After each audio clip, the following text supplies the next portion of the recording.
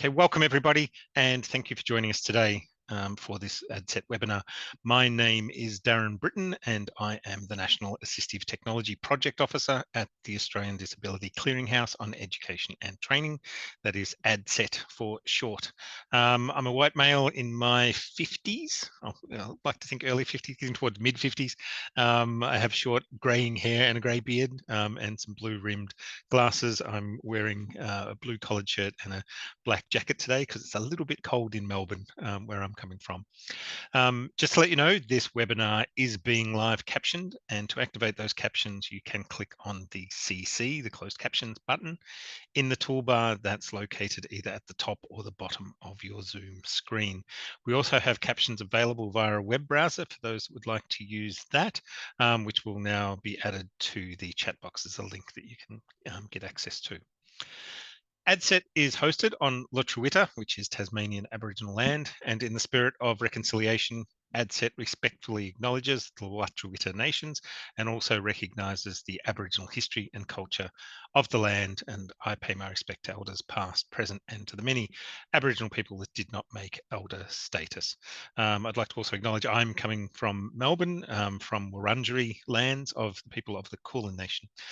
I'd also like to acknowledge all other countries and lands from participants in this webinar, and also acknowledge their elders and ancestors and their legacy to us and any Aboriginal and Torres Strait Islander people joining this webinar today. And speaking of today's webinar, Inclusive Placements for Students with Disability, which will be presented by Associate Professor Amani Bell, who alongside student co-researchers co-developed solutions to the interconnected challenges of placement poverty and placement exclusion. So riveting stuff, and I can tell by the crowd we're going to have lots of discussion around this today. But before we begin, a few more housekeeping details. This webinar is being live captioned by Helen, thank you, from Bradley Reporting, and will be recorded and put up onto the ADCET website in the coming days. If you have any technical difficulties, you can email admin@adcet.edu.au and we'll try and solve those if we can. This presentation will run for around 45-50 minutes, and then at the end there'll be 10 minutes or so for questions. Throughout the presentation, feel free to use the chat box with us and each other, but please select and choose the everybody option so that everybody can read what you have to say. Amani is happy to answer all your questions at the end, and if you do have a question, we'd ask that you please use the Q&A box to put that question into, rather than the chat box, so we can keep them all in one place. With that being said, thank you, welcome everybody, and welcome Amani, and I'll throw over to you. Thanks so much, Darren. I'm Amani Bell. I'm an Egyptian Australian woman. I've got curly hair and I'm in Sydney and it's cold here as well. So I have my little black dog on my lap, who is a very good lap warmer. As Darren mentioned, the slides are available if you want to follow along via the link that's in the chat. On this slide is a photo of some beautiful flowers near where I live on Kiamai land in Sydney. We're always learning and we're always on country. I would like to pay my respects to elders past, present and future, extending that respect to all Aboriginal and Torres Strait Islander people here today. This work is from a year-long fellowship that has wrapped up fairly recently, that was funded by the Australian Centre for Student Equity and Success. And I wanted to look at work-based placements, which are a form of work-integrated learning, which are compulsory in several degrees, including allied health, teaching, social work, nursing, psychology, dentistry, vet science and medicine, and impose financial hardships on students known as placement poverty. Students also sometimes encounter racism, ableism and other forms of discrimination during their placements, which further impacts their well-being. So as a consequence, students may drop out of their degrees, or they may defer their degrees, or enter the workforce already burned out, exacerbating workforce shortages. Given the benefits of workforce diversity, it's really critical that we can make placements more equitable. So to tackle these inequities in this fellowship, I conducted participatory action research with students and educators to co-develop and explore solutions to tackle placement poverty and to make placements more inclusive. So in this presentation, I'm going to focus on the issues and solutions related to ensuring placement inclusion for students with disability. And if you're interested in the full findings of the fellowship, there'll be a final report available soon.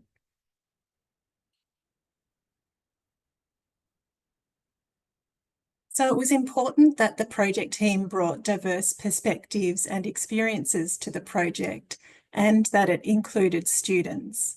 On this slide is a photo of the project team, and I'll say a bit about each of us.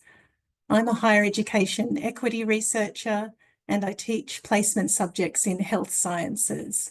I also bring my experiences of having an ethnic and religious minority background. The 4 student co-researchers were Minahil Khan, Tina Tran, Tara Soanes, and Lachlan Cyber. Minahil is an international student studying dentistry. Tina is a social work student, bringing her perspectives of having a low socioeconomic background and supporting other equity-deserving young people as an ambassador and mentor. Tara is an arts and social work student and brings a social justice lens to the project. Lachlan is a proud Kamilaroi man, as well as being a high school teacher and completing an honours degree in history. Turning now to a bit more about the project background. So we know that placements are valuable learning experiences and that they can be particularly beneficial for equity-deserving students. Denise Jackson and colleagues found in their recent analysis of over 151,000 graduates in the National Graduate Outcomes Survey that students with disability perceive that placements prepared them for future work, and that this is indeed the case. Placements are linked with full-time job attainment for students with disability, as well as for other equity-deserving cohorts. On the flip side, however, students with disability face significant inequities with placement experiences. They've been found to access placements at lower rates and to encounter stigma, lack of accessible placements, and difficulties seeking accommodations. Concerningly, a recent review by Lawless and colleagues found that despite some progress, challenges, concerns, attitudes, and behaviours towards students with disability and creating equitable work-integrated learning experiences have not changed over the 12-year review period. So that was from 2005 to 2022. We also know that students with disability often cite limited work experience as a major barrier to securing meaningful employment. Also, of course, many students belong to multiple equity-deserving groups, yet intersectional issues in work-integrated learning remain underexplored in both research and practice. So in this project, this was our approach. We've been inspired by 2 key concepts in this project. The first is work-integrated learning for social justice, which is based on Jan MacArthur's idea of assessment for social justice. Rooted in critical theory, MacArthur's perspective highlights the connection between individual and social well-being. At the heart of this approach is the idea of mutual recognition of individuals, their identities, action, and intrinsic value. MacArthur challenges us to reflect on students' lived experiences and question how can we make sure the conditions for equity-deserving students to thrive in work-integrated learning genuinely exist. And on this slide is an image of the cover of Jan MacArthur's book, assessment for social justice. Another concept we have drawn on is lived expertise, the idea that people's experiences can develop into expertise that comes from sharing and reflecting on those experiences and connecting them to wider systemic issues. Lived expertise highlights and uncovers complex issues that are hard to capture via quantitative research. So together, these two concepts of work-integrated learning for social justice and lived expertise have informed our research methodology, especially our approach to use participatory action research, which is a scholar-activist research approach that brings together community members, activists and scholars to co-create knowledge and social change. So the next phase of the fellowship was we hosted a series of 4 co-designed workshops with students and educators. Many participants contributed their expertise related to their research, practice and advocacy about placements. So to make sure that these workshops were accessible across Australia, they were held over Zoom, and each round of workshops was repeated 3 times to allow participants to choose the most convenient date and time for them. We were fortunate to have participants from many disciplines, mainly from a range of Australian universities, and one from Aotearoa, New Zealand, and one from Canada, who were invited due to their expertise in placement poverty and inclusion. Some of the educators were based in universities and others were in placement sites. We didn't collect participant demographics, however, many participants disclosed various aspects of their identities and experiences during the workshops without prompting. These included low socioeconomic status, Indigenous, international, culturally and linguistically diverse, LGBTQIA+, disability, neurodiversity, rural and regional, having caring responsibilities, minoritized religious beliefs, being an older student, and so on. Participants, of course, often belong to more than one of these groups and spoke about their intersectional experiences. In our first workshop, we aimed to establish the project and get to know each other. Each participant introduced themselves and shared their experiences of placement poverty and inclusion. We posed 2 key questions. What are some solutions to placement poverty? And what are some solutions to placement exclusion?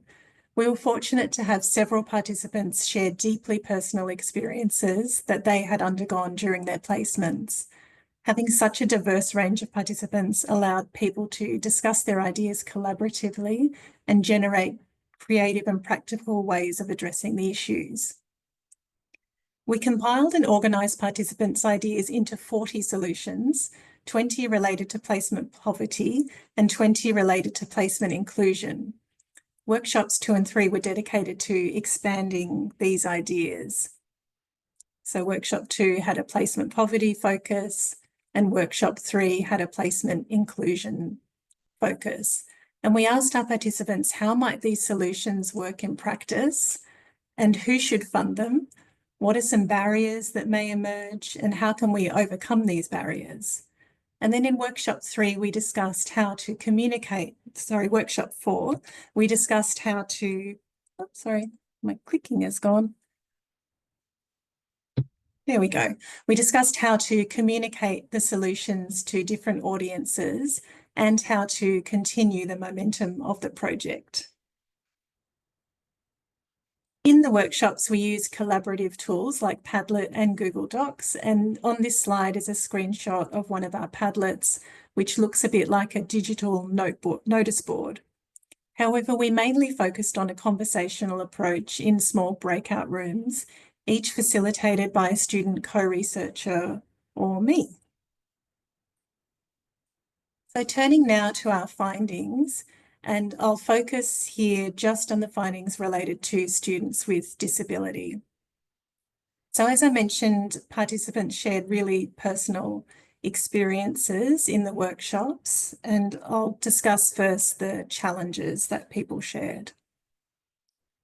So students with disability shared their difficulties in accessing accommodations for their placements, with one student sharing, "My academic adjustment plans for disability always get declined when it comes to placement, without even any discussion around it, because the idea is that's how industry works after you graduate, and you should learn how to survive."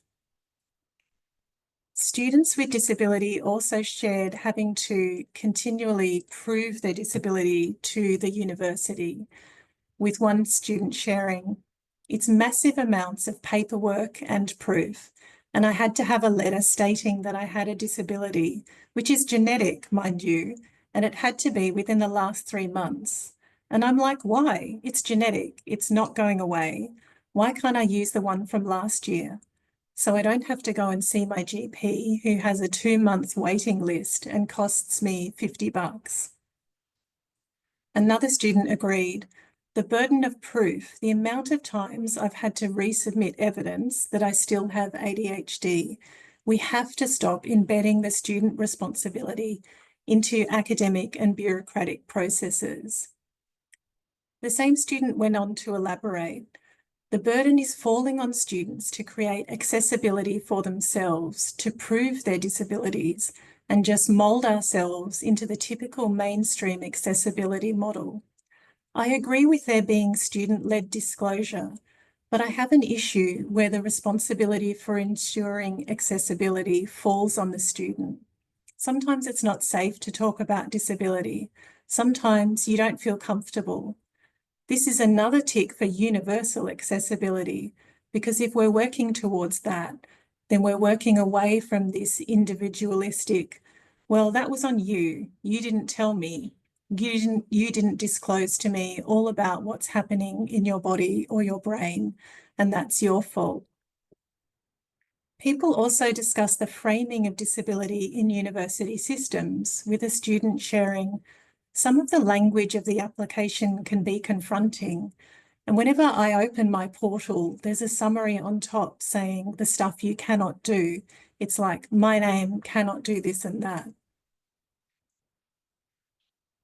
Students found that some placement educators did not know how to support neurodiverse students, sharing that, "We're really losing out on diversity of students when supervisors don't understand the different ways people learn and produce work. I had my supervisor say at my final check-in, 'You just seem really bored.' And I was like, okay, that's a really strange thing to say, because I don't think they realise that people with certain neurodivergences can show up inconsistently. And that doesn't mean they don't care about the placement. It just means they don't always show up the same way." Participants discussed that due to power dynamics, students may prefer to speak about placement issues with someone not involved with assessing them. One student advocate described speaking at a student placement workshop and being inundated with students wanting to speak with them about placement issues that they felt they could not discuss with their supervisors, and that it really intersected quite heavily with culturally and linguistically diverse people and people with disabilities. Participants also discussed that there's a grey area about who is responsible for ensuring access to placements for students with disability, with a student discussing that in the disability space, the Disability Standards for Education, which are under the Disability Discrimination Act, are the primary vehicle through which students are given their adjustments to do their study. But all of a sudden, when we get into placements and there's an employer involved, both the hosting employer and the educational institution kind of just point at each other and be like, "No, it's your responsibility." So there's this gap of like, is it the disability standards for education that apply here? And is the university responsible? Or is it the disability employment standards, and is the employer responsible? It would seem like if you're not getting paid, then it's the university that's responsible. So yeah, just clearer guidelines and actual enforcement around who is responsible and who students need to go to when things aren't going right. In my experience, work-integrated learning staff don't always have the skill set to be able to look at what workplace adjustments look like and be able to give advice to the hosting employer. Turning now from the challenges to the solutions, we co-developed 20 solutions related to placement exclusion, which I've grouped into themes.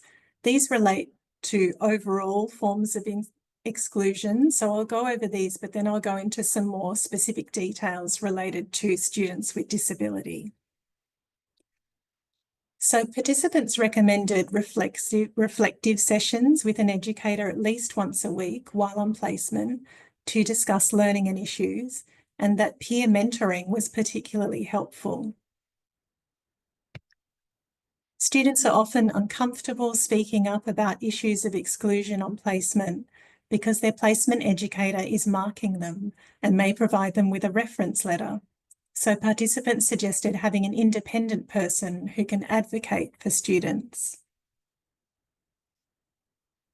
Participants agreed that more mental health support is needed in universities, alongside providing students with some proactive, preventative strategies to cope with stressful placement situations. Participants also recommended training for placement educators about inclusive practices, and that this should be built into existing workplace training if possible, and into university level education. Under the curriculum design theme, participants called for consistency within each university on how placements work, aligned with work-integrated learning quality frameworks. Just one example of a solution related to inclusive practices is that we had a great discussion about the possibility of assessing the cultural safety of a workplace. That could be by providing incoming students with feedback from previous students, as well as a set of evidence from the site about their policies and staff experiences. And finally, flexible placements, such as part-time placements, were recommended as particularly helpful for students with disabilities and who have caring responsibilities. So turning now to specific suggested solutions for making placements more inclusive for students with disability, and educators stress that universities need to ensure the disability standards for education are being met on placement, and students need to know that. Another educator suggested the work health and safety team at the placement site may be helpful in making adjustments for students with disability, asking how are they looking after their employees and catering for disability within their workplace? Because when a student comes in, they should be catered for just the same. So if they have a really supportive, inclusive workplace, a student would feel comfortable to share their disability and say, this is what I need. Similarly, another educator shared the suggestion of reminding placement sites that it's the same as making accommodations for staff, and that they have the policies and procedures already in place, so they realise they're not reinventing the wheel. One creative solution from a student was that placement sites may value having some sort of grant to be able to invest in tools to take on more students with disabilities. An educator extended this suggestion. Yeah, if the universities could offer like $5,000 for this accessibility upgrade, with the agreement that you'll take X number of students over however many years, that seems like a really cool way to work it for both parties. Participants felt there was a role for universities to showcase success stories about the benefits of a diverse workforce to placement sites. An educator acknowledged the barrier of understaffing of disability services within universities, and that perhaps it would be helpful for there to be equity officers embedded in the work integrated learning partnership officers at universities, or the other way around, because these things sit quite siloed from each other and would benefit from some cross placements. The discussions also included the need to review inherent requirements for degrees, with an educator sharing that sometimes I talk to other academics and they say, well, it's an inherent requirement that a graduate be able to do blah, blah, blah. And if you have this kind of disability, you won't be able to do that. And sometimes I go, when was the last time those inherent requirements of the profession were examined? You know, was it 10 years ago, 20 years ago, 30? It's incumbent on us to revisit the inherent requirements because they act as gatekeepers to the profession. Many participants suggested that part-time options for work-integrated learning and flexible hours are needed, yet these were not commonly available options, indeed with some degrees not having this option at all. Another solution which was discussed several times during the workshops was professional learning for staff involved with placements. This professional learning could be available to university educators, placement educators, and professional staff involved in work-integrated learning. Also staff supporting students with disability to apply for accommodations, and staff who provide scholarships and bursaries. One student shared that supervisors aren't trained to work with students with any form of disability. This assumption that just because someone's a healthcare practitioner or a teacher or whatever, they're automatically a brilliant supervisor and teacher is just a little bit silly. Even if you do disclose to supervisors, sometimes they can be quite confused and kind of expect you to create your own adjustments, which is a lot to put on a student who's already trying to figure out how to do placement. Much better training for supervisors would be brilliant.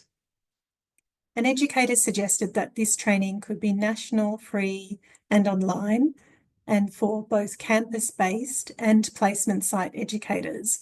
Not every individual university needs to develop its own training resources. Overall, there was a very clear message about the need for disability processes that are easy to navigate and that students are supported and do not need to prove chronic conditions over and over. Finally, there needs to be follow-up. Are the accommodations students require actually being provided? What's the feedback from all stakeholders, and how do we act on that to improve things? I'll turn now to some overall recommendations. So there are 5 overarching recommendations related to addressing placement exclusion. And on this slide is a photo of an artwork by Keg D'Souza. It's a chalkboard with a simple chalk drawing of a seesaw. The words teacher and student are on either end of the seesaw, and the seesaw is evenly balanced. So this first recommendation is that partnership is a way for everyone involved in placements to discuss and understand systemic barriers. So in this project, by involving students from equity deserving cohorts, together with university and placement educators, demonstrates that it is a productive approach to co-developing solutions.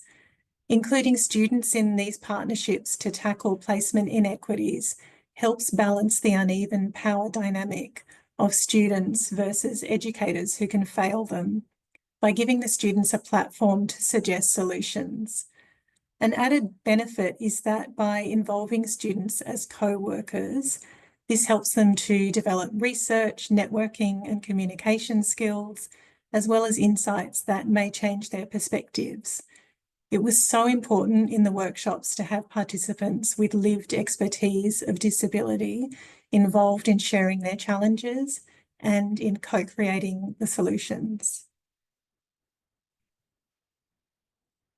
On this slide is a photo of a colourful slinky, a bendy toy in the shape of a spring.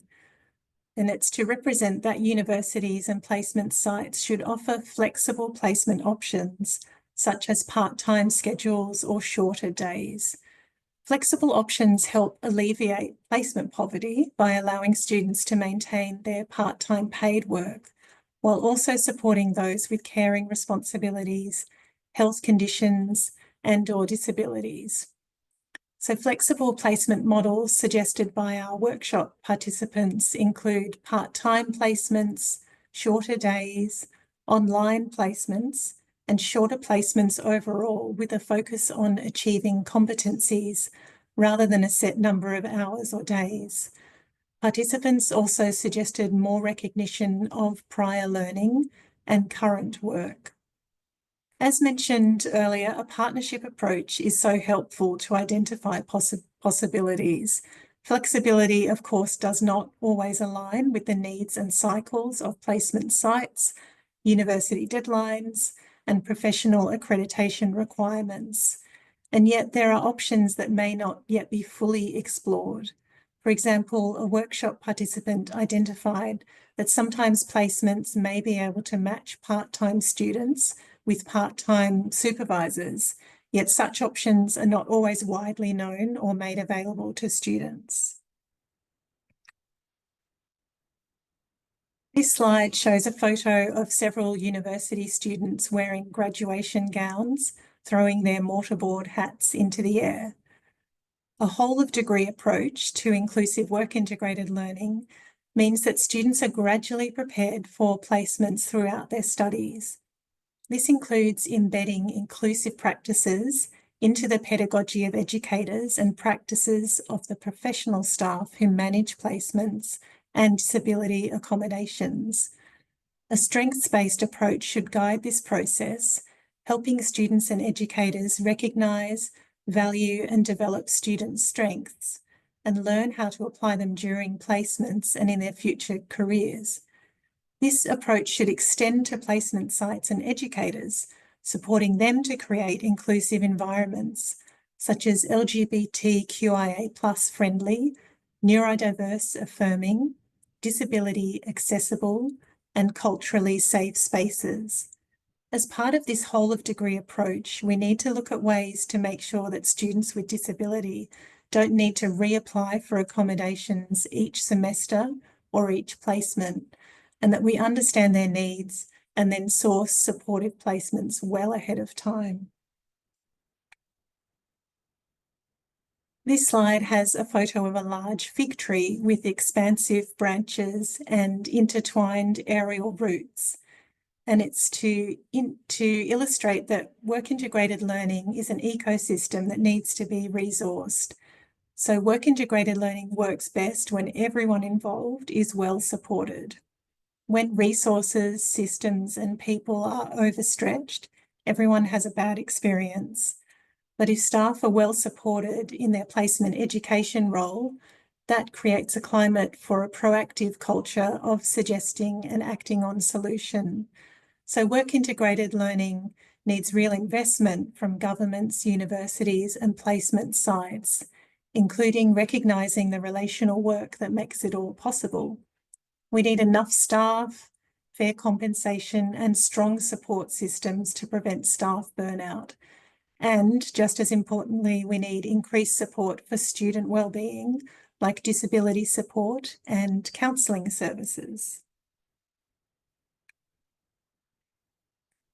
Our final recommendation is that educators, students, and other stakeholders should continue to build on their collective efforts towards placement inclusion. Advocacy, activism, and research have been crucial in raising awareness of placement poverty and pushing for effective solutions, and also placement inclusion. So it's part of that is also translating research findings for a wider audience. So one way to continue this momentum is to join us at the Work Integrated Learning Equity Collective. So this slide shows a logo of the Work Integrated Learning Equity Collective, where 3 human figures hold up a heart with the initials WEC inside it. We've made some short videos that are available on our YouTube channel. We do have an Instagram as well. It's looking a bit sparse at the moment, but more is coming soon. And also we have a LinkedIn group, which is a great place to share ideas. So we found that the workshops were a place where participants could share their own initiatives, research, and advocacy, and invite others to join these. So one example is an interdisciplinary cross-institution research collaboration between Monash and Western Sydney universities, where Rose-Marie Herbert and Natalie Whitewall are conducting research to better understand and support disabled and neurodiverse students during work-integrated learning. And I know so many of you have so much expertise on this topic, so please do join and share your own initiatives and projects. And just turning now to some thank yous. So this slide contains a photo of a vibrant painting full of different sized hearts and small circular shapes. And my thank yous are to the expert reference group for this project, Kylie Austin, Christine Morley, Ty Pasetta and Isaac Wattenberg. And the mentor for this project is the wonderful Kathy Stone. Also, a big thank you to the Access team and fellows, and thanks especially to the workshop participants, some of whom may be on this call perhaps. Thank you so much for generously sharing your time, your stories and your ideas. You were the heart of the project. And if anyone's interested, the slides do contain the references that I've mentioned through the talk. So I will stop sharing there. Thank you all. Excellent. Thank you very much, Amani. Look, so much to unpack, I think, in this. I'll just give people a few moments to get some questions in there. Todd's got one and we'll get to that.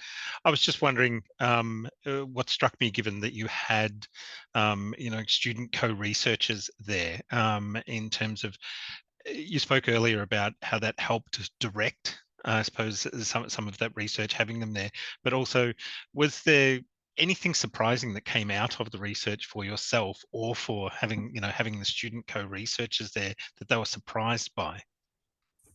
That the students were surprised Yeah, by? or yourself. Yeah, so I think that particularly the 4 student co-researchers I worked with closely, it's always surprising to hear such a range of experiences from a lot of people. So it's always about that going beyond your own experiences. Just some of the stories people shared about their placement experiences were pretty heartbreaking, and I think we don't always hear those stories, and it's really important to hear those stories. I think some of the student co-researchers were surprised that not more is being done. So I guess coming up against those systemic challenges is always hard. And, I think it's important to be optimistic about what we can do, but also realistic about, why haven't all these equity issues been solved already? Yeah. Were things I that we suppose talked about a lot. with that, as a quick follow-up, were there some positive experiences out of there as well that some students have had? And does a lot of that come from the assistance, or having that advocacy, having somebody there that can help with that, and help with that education role as well, again, so that student's not having to repeat this consistently and constantly and needing to justify all the time? I think what was inspiring was to see the student advocacy and activism. So I think we didn't necessarily hear a lot of positive stories about educators helping, but there were a lot of stories about students advocating for themselves. And people are writing in the chat, about how it has inspired them to their own advocacy and efforts, which I think I found really inspiring. Yep, fantastic. Look, I'll jump over to some of the Q&A that's there. Todd has asked, could supported employment providers be contracted to use their expertise? Yeah, would love to hear more about that idea. Sounds fantastic. We don't actually have the ability for Todd to turn something on, but we can get to that. Todd, please feel free. You've got details there to get in touch with Amani. I'm sure she'll be more than happy to continue that conversation. Mia's asked, I wholly support these recommendations, but systemic changes would take time. Do you have suggestions what we can do in the meantime, either as a university and or as placement host? Yeah, thanks, Mio. That's a great question, and it is quite overwhelming. And in the project, we found that ourselves because we came up with 40 solutions, which is a lot.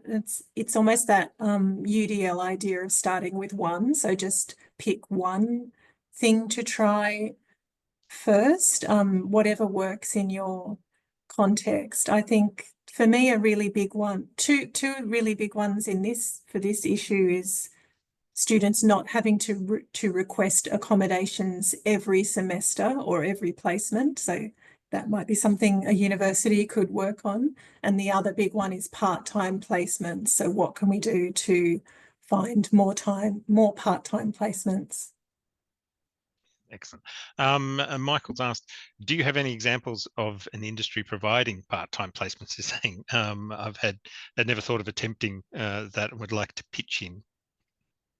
Yeah, I mean, they definitely exist. So I was mainly looking in this project at degrees with compulsory placements. So for example, education, so teaching or allied health. We do have part-time placements. It's just a matter of finding part-time staff as the supervisors of the students. And there are a lot of part-time staff in a lot of professions, as we know. So it's about just making those matches.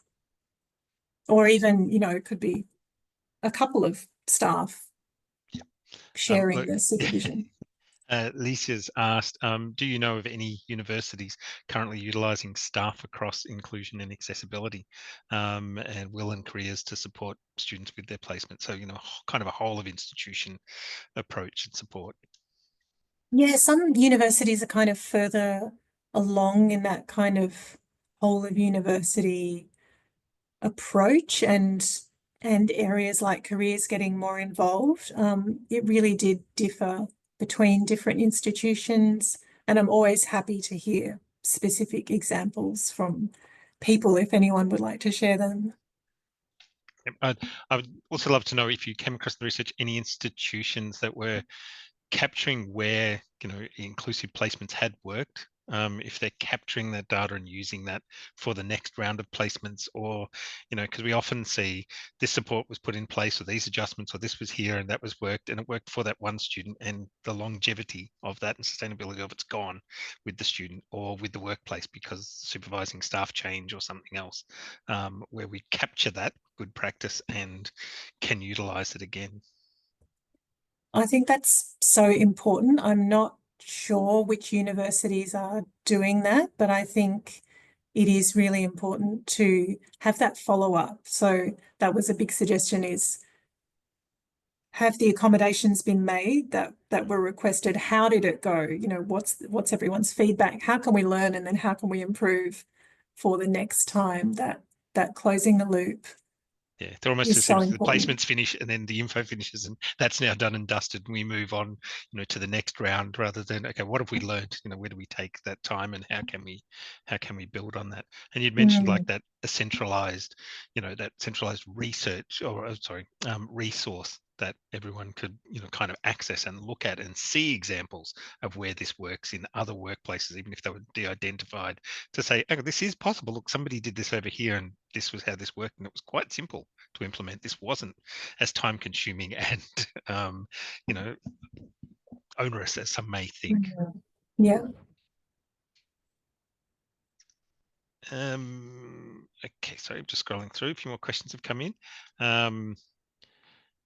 Okay, Dallas has asked, we do hear sometimes from academic units that the registration board requires placements to be full-time, or to say 4 days a week at the minimum. So do the registration boards need to be included in this process?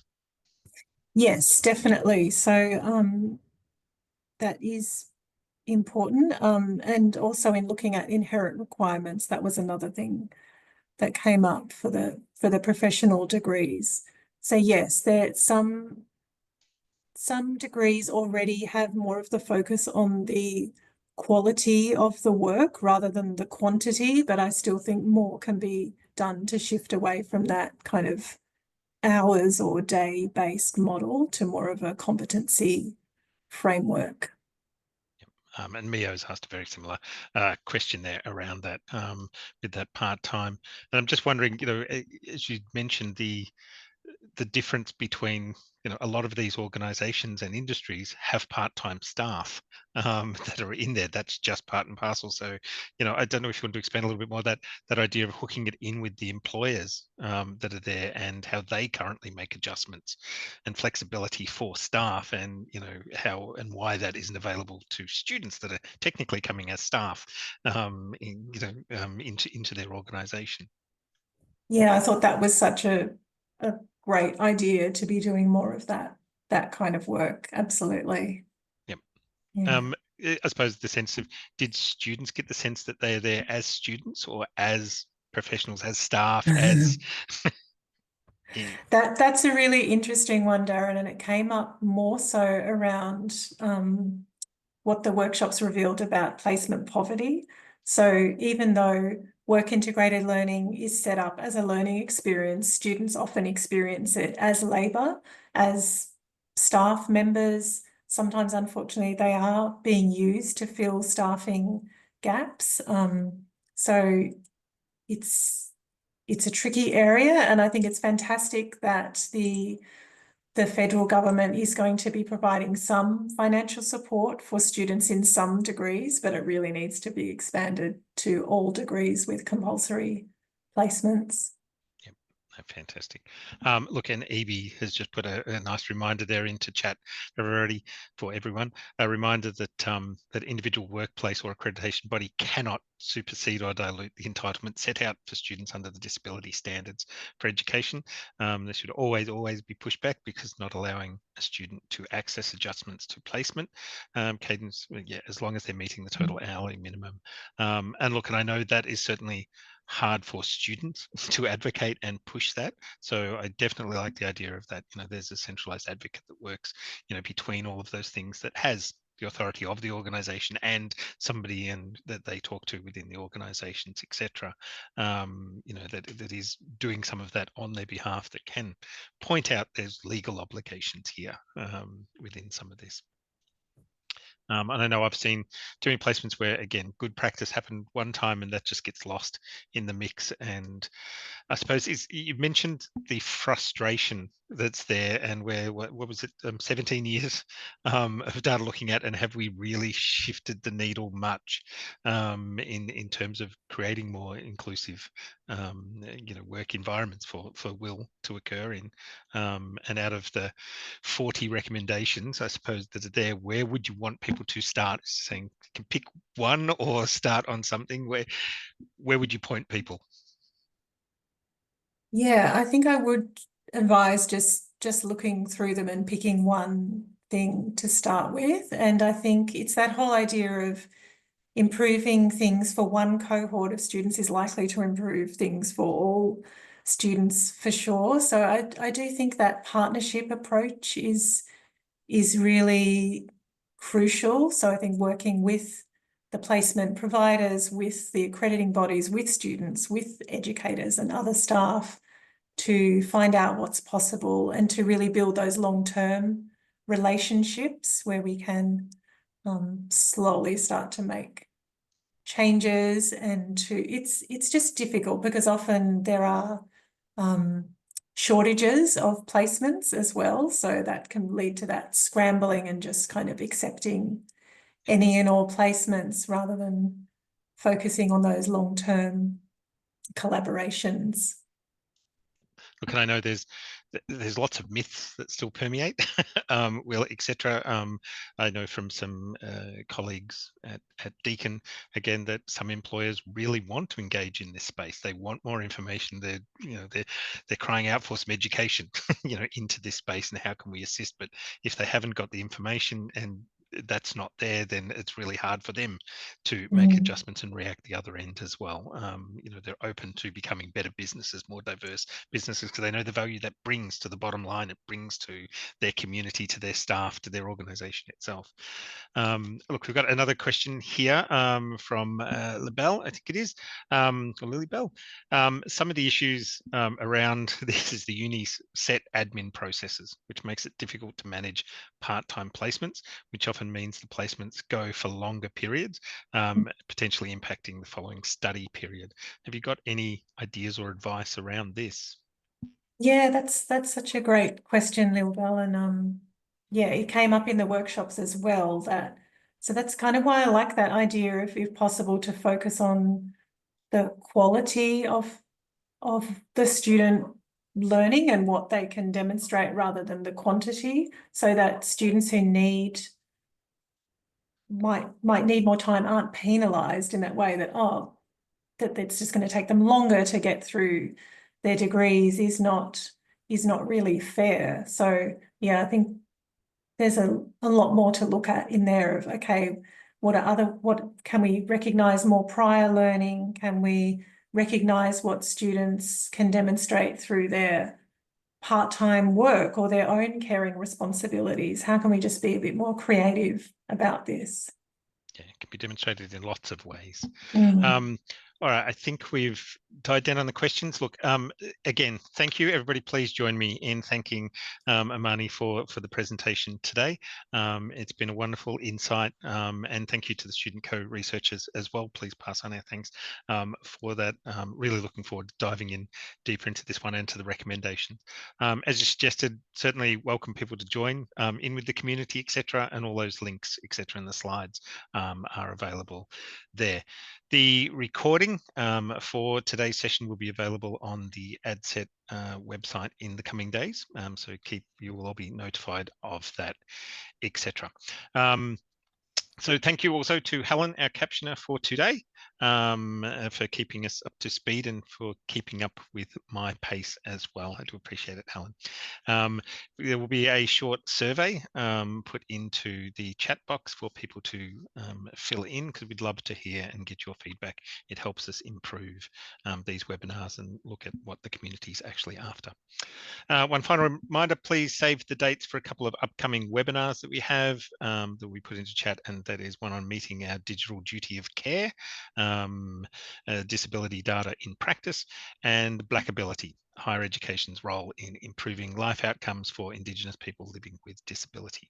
And details of those Kylie will be posting in there. But thank you everybody for joining us today. Very insightful, and hopefully something we can move the needle on. And I think, look, there's a lot of really good recommendations there that we can all build from. And hopefully we'll be having a different discussion about this next time, Amani, with some improvements in the sector. But fantastic and valuable work. Really appreciate your time today. Thank you, and thank you everybody for joining us. Thank you.